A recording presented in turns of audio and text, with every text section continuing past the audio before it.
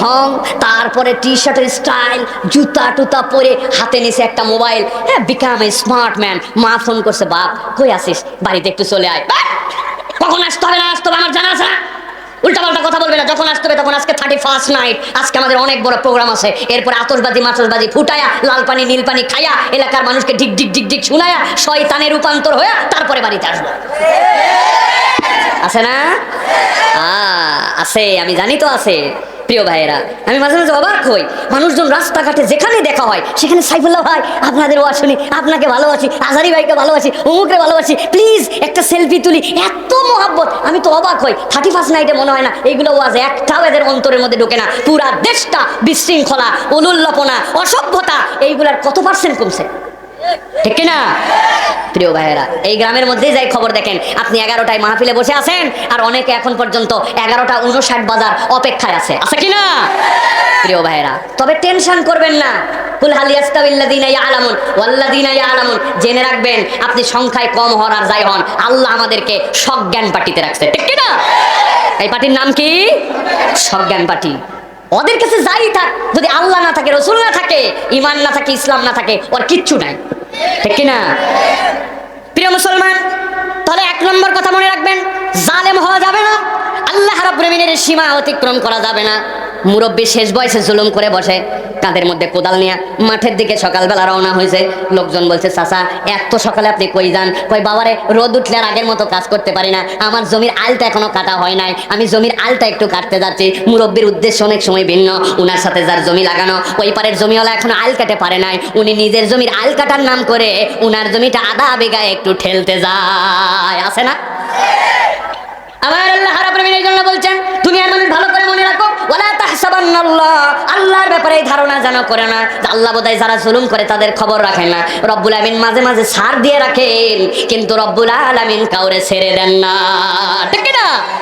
একজন পণ্ডিতকে আপনারা দেখছিলেন, ওরে বাবা কি দাপট আর কি লাফানো, ইসলামের বিপক্ষে বলে, হুজুরের বিপক্ষে বলে, আলেম ওলামার বিপক্ষে বলে, কোরআন সুন্নাহর বিপক্ষে বলে, হুজুরদেরকে ডিবেট করার জন্য ডাক দেয়, আবার মনে করছে দল একটা আছে, দলকেও বগলের নিচে রাখে, মাঝে মাঝে ওইটারে নিয়ে নিয়ে চলে। আল্লাহ এমন উষ্টা খাওয়াইছে, আল্লাহ রাব্বুল আমিন অল্প একটুখানি রেকর্ড ফাঁস করে দিয়া, তাও 2 বছরের আগে আল্লাহ বলে একটুখানি দেখায় দেয়। আল্লাহ দেখালেন, কি দেখালেন? প্রথমে দলের তে নামাইছে, এরপরে পদের তে নামাইছে, এরপরে দেশের থেকে নিজে বের হয়েছে, এরপরে বিভিন্ন দেশে ফুটবলের মতো ধাক্কা খায়া আবার নাকি ঢাকা আসছে। সাংবাদিক এখন হারকিন লাগায় খোঁজে, ও কি গ্রামের বাড়ি না শহরের বাড়ি, সরকারি বাড়ি না বেসরকারি বাড়ি, উনারে আর খুঁজে পাওয়া যায় না, ঠিক কিনা?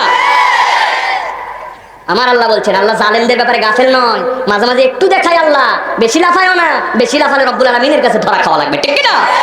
সুতরাং আমরা জালেম হতে রাজি, জালেম হতে রাজি। এবার আমরা একটু দেখবো, আচ্ছা কেমনে আমি বুঝবো যে আমি জালেম হচ্ছি কি হই না? আল্লাহ রাব্বুল আলামিন তো কোরআনের মধ্যে আগেই বলছেন, সবগুলো আগে জানাইছেন। না হুজুরের জ্বর নাই, মাথা গরম না, যদি মাথা একটু গরম গরম লাগতো তাহলে বোঝা যেত যে গায়ে একটু তাপ তাপ, জ্বর এসে যেতে পারে, ঠিক কিনা? ওরে বাবা রে, গেল রে, কি গেল? ভাই পেটের ভিতরে মশরাচ্ছে, ভাই যা আরো 2টা কনডেন্স মিল্ক দিয়ে চেয়ারম্যানের ফ্রি চা তো খা। এটা দুধ না কিচ্ছু না, হুদাহুদি ওর মধ্যে টোস্ট ভিজায় ভিজায় চা খাইছিস, কামড়াবে না, তোর ডায়রিয়া হবে, ঠিক না ভাই? পেট যদি একটু কামড়ায় তাহলে আমরা বুঝতে পারি ডায়রিয়া হওয়ার সম্ভাবনা আছে, ওটা একটা সিমটম। কপালের মধ্যে হাত দিয়ে যদি দেখি মাথা গরম, তাহলে বুঝি একটু জ্বর জ্বর ভাব আছে। নাক ছ্যান ছ্যান করে, হয়তো সর্দি লেগে যেতে পারে। দুনিয়ার বুকে নানান সিমটম দেখে যেরকম বোঝা যায়। আমার আল্লাহ বলছেন, রসুল আপনার উম্মতকে আপনি সতর্ক করেন, তারা একজনা যেন জালেম হিসাবে আল্লাহর কাতারে না ওঠে।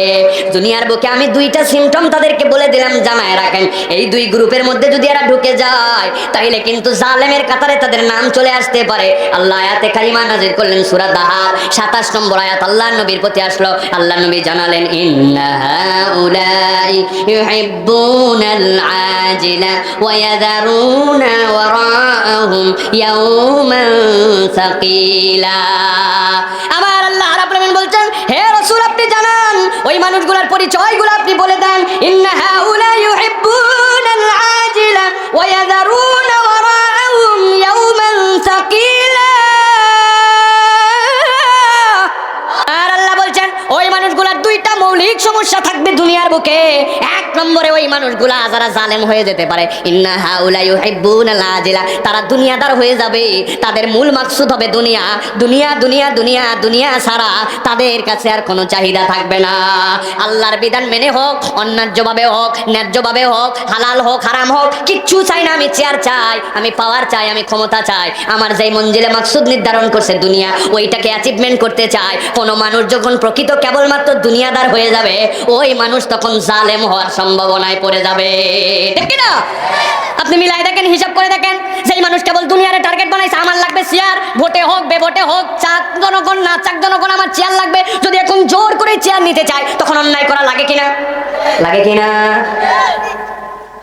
বড় উদাহরণ দিছি জন্য মাথায় ধরতেছে, ছোটটা দিলে আবার কষ্ট লাগবে। এই যুবক, কেন তুমি এসএসসি ভালো রেজাল্ট চাও? ভালো একটা কলেজে যেন ভর্তি হতে পারি।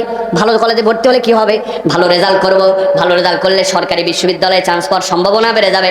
অনার্সে ভালো করতে চাও, মাস্টার্সে কেন? যাতে বিসিএস এ টিকতে পারে। বিসিএস কেন চাও? বিসিএস এই জন্য চাই, ভালো একটা পদ, এরপরে ওয়েল স্ট্যান্ডার্ড স্যালারি, তারপরে অবসর জীবনের জন্য অবসর ভাতা, এরপরে ভালো বিবাহ, ভালো গাড়ি, ভালো সব। আপনি হিসাব করে দেখেন তো, ওই যে এসএসসি টু আপনার ওই যে বিসিএস ক্যাডার হওয়া পর্যন্ত, ওর মধ্যে দুনিয়া ছাড়া আপনার কি আছে? কই? আমরা তো এই কাজই করে বেড়াচ্ছি। এই জন্যই তো দেখতে পাই যেই মানুষকে এত বড় পদে যাওয়ার পরে ওখানে সই করতে দেওয়া হয়, সইয়ের মধ্যে ফাঁকি দেয়, সামান্য একটু নোক্তা বিন্দু কম দিয়ে মিলিয়ন টাকা এদিক ওদিক করে দেয়। উচ্চ শিক্ষিত মানুষ যারা অনেকগুলো আর্গুমেন্টে, আপনারা কখনো দেখেন নাই যেইগুলো সড়ক ও জনপদে যেই ড্রাফটিং গুলো হয়, যেখানে কাজ নেওয়ার জন্য যে ড্রাফট করতে হয়, ওইটার যে সুন্দর প্যাটার্ন আছে, ওইখানে যে কত শর্ত কত কিছু আছে, সবগুলা পড়ে টরে ড্রাফট করে, করার পরে শিক্ষিত চোরেরাই যখন কাজ পায়, গভর্নমেন্টকে ফাঁকি দেয়, সরকারকে ফাঁকি দেয়। যেই রাস্তায় দেওয়ার কথা ছিল পাথর দেয় খোয়া, যেই রাস্তায় দেওয়ার কথা ছিল রড দেয়। বাবা, এদিকে সবাই জানে। প্রিয় মুসলমান, এই জন্য বলতেছে, আল্লাহ বলছেন ইন্না হাউলা ইউহিব্বুনাল আজিলা, ওই মানুষগুলা দুনিয়া ছাড়া আর কিচ্ছু বোঝে না। যখন বান্দা দুনিয়াদার হয়ে যায়, ওই বান্দার জালেম হওয়ার সম্ভাবনা বেড়ে যায়। ঠিক না? তাহলে যুবক, তুমি বলতে পারো, হুজুর আমার পড়ালেখার উদ্দেশ্য কি হবে? এটার নাম নিয়াত। এই জন্য বুখারীর প্রথম হাদিস আনা হয়েছে, এটা বুঝে নিতে হবে তোমাকে। তোমার চাকরি, তোমার বিসিএস ক্যাডার, তোমার এসএসসি এইচএসসি রেজাল্ট, কোনোটাই খারাপ কামনা করা তোমার জন্য আল্লাহ নিষেধ করে নাই। আল্লাহ বলছে রব্বানা আতিনা ফিদ দুনিয়া হাসানা ওয়া ফিল আখিরাতি হাসানা। আমার নবী রব্বানা আতিনা ফিদ দুনিয়া হাসানার ব্যাখ্যায় হাদিসের মধ্যে বলছেন, মুসনাদের ভিতরে আসছে, আর দুনিয়া মাজরাউল আখিরা, দুনিয়ার মানুষ যারা দুনিয়াদার, দুনিয়ার বুকে যারা দুনিয়ার নিয়ামত পায়, যারা ইমানদার আর যারা বেঈমান, তাদের মধ্যে মৌলিক একটা পার্থক্য আছে ভাই। ইমানদার দুনিয়ার নিয়ামত পেয়ে খুশি হয়, কিন্তু মত্ত হয় না। আর যারা আল্লাহকে পছন্দ করে না, কেবল দুনিয়াদার হয়ে যায়, দুনিয়ার নিয়ামত পাওয়ার সাথে সাথে খুশিও হয়, আবার ওই নিয়ামত নিয়ে মত্ত হয়ে যায়। ঠিক কি না? এই জন্য তুমি নিয়ত করে, রব্বুল আলামিন আমি ভালো রেজাল্ট, ভালো ফলাফল, ভালো জায়গায় ভালো পোস্টে যেতে চাই। কেন যেতে চাই? আমি একজন প্রকৃত ইমানদার হয়ে যদি ওই পোস্টটা ক্যারি করি, আমি আমানতের খেয়ানতকারী হব না, আমি আল্লাহদ্রোহী কোনো কাজ করব না, আমি জনগণের প্রকৃত হক আদায় করে দিব, আমি একজন মুসলিম হিসাবে সেই জায়গা থেকে আল্লাহর প্রকৃত গোলামি করার জন্য চেষ্টা করব। তোমার পড়ালেখা সব কিছু তখন আল্লাহ ইবাদত হিসাবে লিখে দিবেন। সুবহানাল্লাহ। আল্লাহ রাব্বুল আলামিন বলছেন, রাসূল এবার 2 নম্বর রোগের কথা জানান। দুনিয়া দুনিয়া দুনিয়া দুনিয়ামুখী যারা, 2 নম্বর কি? আল্লাহ বলছেন তাদেরকে বলে দেন, ওয়াযারুনা ওয়ারাআহুম ইয়াওমান সাকিলা। ওই মানুষগুলার 2 নম্বর রোগ, ওই মানুষগুলা দুনিয়ার ব্যাপারে যতটুকুই আকর্ষিত, তাও একটা মাদ্দা জ্ঞান ছিল, কিন্তু পরকালের ব্যাপারে তাদের কোনো চিন্তা চেতনাও নাই। নাউযুবিল্লাহ।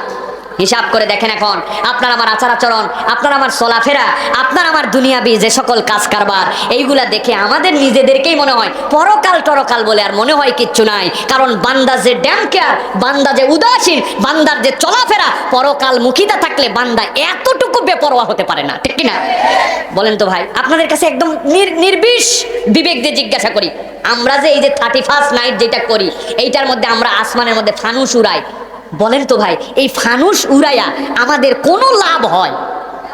সত্যি করে বলেন, এটা বানায় বলেন না, মানে কোনো লাভ হয়?